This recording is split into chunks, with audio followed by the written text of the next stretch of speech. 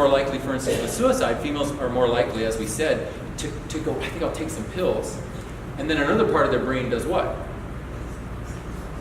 What do they often do? They take some pills, but they have their cell phone out. Right, and they often will call someone. I've taken some pills, now I'm calling somebody. And then people will come. And it's a cry for help, that's white matter activity. So various parts of her brain are active at the same time. She's trying to figure out why she's so sad. She's trying to figure out how to ask for help. She also sees the pills, right? And all of this is going on. Many things are going on at once, and thank God, right, that she calls someone.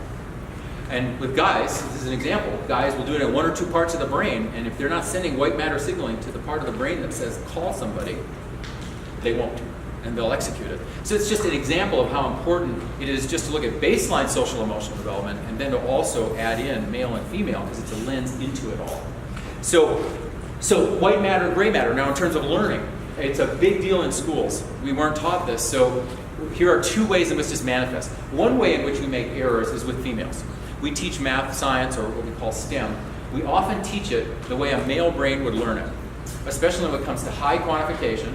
So when we're now talking into high school years, and we're teaching it, and I was just doing my interviews, and a 15-year-old, this is going to be in the minds of girls, a 15-year-old in the interview talked, and I decided to record her because she just talked.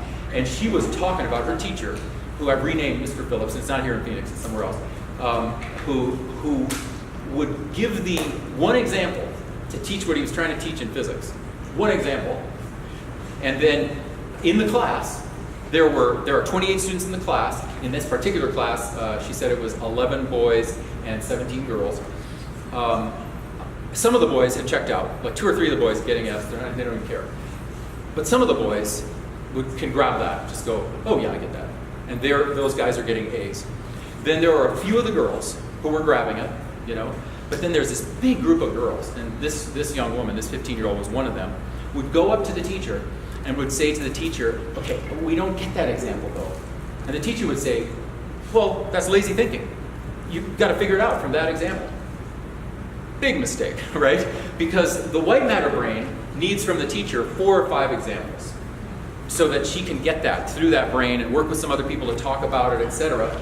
She really needs that. But he's teaching toward a gray matter brain. He's teaching toward the way he was taught. And when that example got into probably here in the right side, got in there, his brain went, bing, I get it. And then he fulfilled the algorithm. He fulfilled what he had to fulfill. But he doesn't realize, no, the reason you're losing so many females in this class is you're teaching it toward a gray matter brain, not toward a white matter brain. Does that make sense? Yeah? Okay, that's an example of where we make errors in the STEM teaching because we don't fully understand female brain. Then on the other side, with male brain, not understanding that it's a gray matter brain, we often set up our behavioral assessments like we did with pre-K and all the way through into high school. We don't set it up around the 3 or 4 things, these gray matter areas in which guys want to excel and are trying to excel. And we especially miss that every guy, after he starts hitting puberty, one of those gray matter areas is going to be in the area of what we call purpose development. Something having to do with his purpose as a human being, his purpose as a man, right? And that's important, as a man. We kind of neglect that.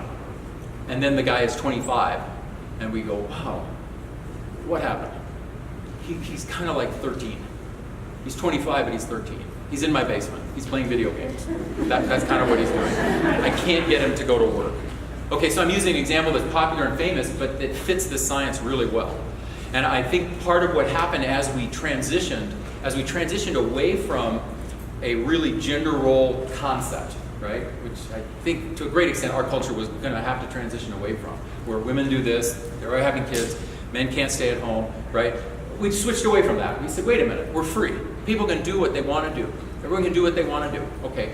As we switched to deal with that equality principle, we again assume that males and females develop a sense of purpose the same way. And that is incorrect. Females, now knowing what you know, here's a white matter oriented brain. In other words, it's looking at the world and processing 5 or 10 things at once and finding all these various ways to develop a self. to develop a sense of purpose, to develop what we call maturity, maturation, okay?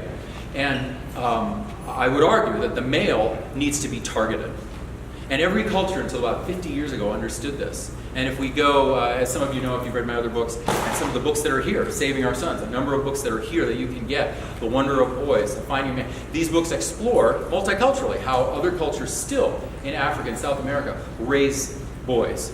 And they start really young with these boys, right? They start at 4, they start at 6, just sort of saying, here's your purpose. Then as puberty hits, all the guys say, okay, we're taking you. And it doesn't mean they don't love their moms. It's not about that. It's time to become a man. We need you to become a man by the time you're about 16 or 17, because life's hard. And you're going to have to take care of people.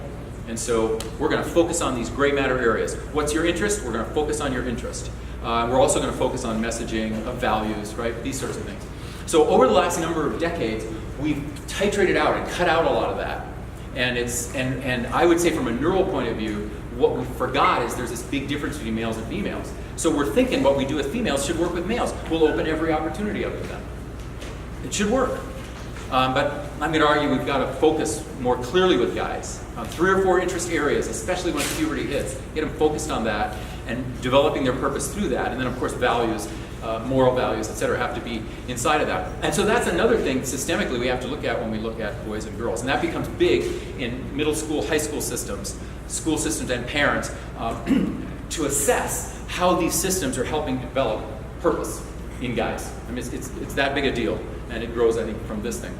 Okay, now I'm going to go, I want to do the, okay, we said that.